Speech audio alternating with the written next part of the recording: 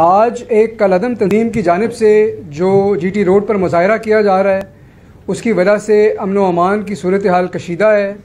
इसमें सरकारी और निजी इमलाक को नुकसान पहुँचाया गया है, इसमें जान व माल का नुकसान भी हुआ है।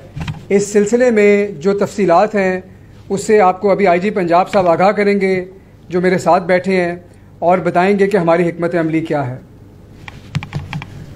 बहुत शुक्रिया। औज़ुबिल्लाहि मिनश्शैतानिर्रजीम, बिस्मिल्लाहिर्रहमानिर्रहीम। कलअदम तहरीक की जानब से पुरतशद्दुद मुजाहरे, तोड़ फोड़, सरकारी और निजी इमलाक को नुकसान पहुँचाने समेत पुलिस एहलकारों पर हमले आज पहली बार नहीं हुए। उन्होंने हमेशा रियासती रिट को चैलेंज करते हुए शरपसंदाना रवैये को फ़रोग़ दिया। इसी तरह 2017 में भी तौहीन रिसालत कानून के नाम पर भी उन्होंने फैज़ाबाद में धरना दिया।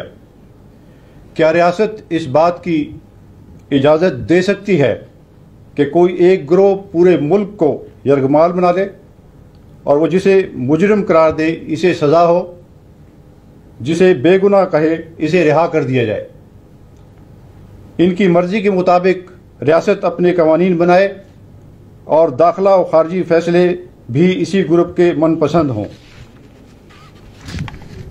इस कलअदम तंजीम ने 2 दिन पहले भी मार्च के दौरान पुलिस एहलकारों को तशद्दुद करके शहीद किया और आज भी दर्जनों एहलकार ज़ख्मी पड़े हैं।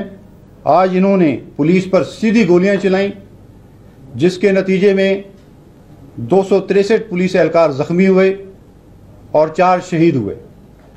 इससे पहले धरने में इन्होंने 741 पुलिस एहलकारों को ज़ख्मी किया और 3 को शहीद किया।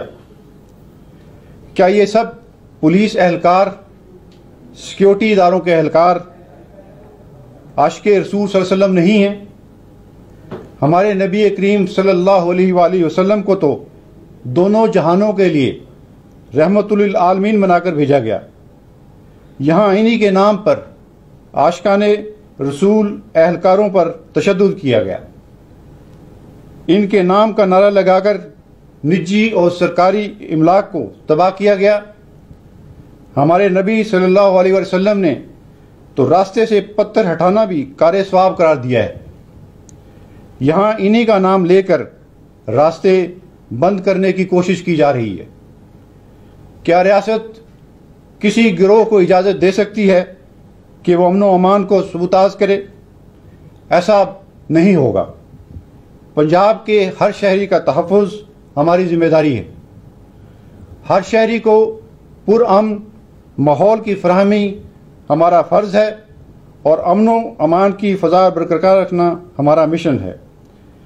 हम कानून की अमलदारी को इंशाअल्लाह यकीनी बनाएंगे। बहुत शुक्रिया।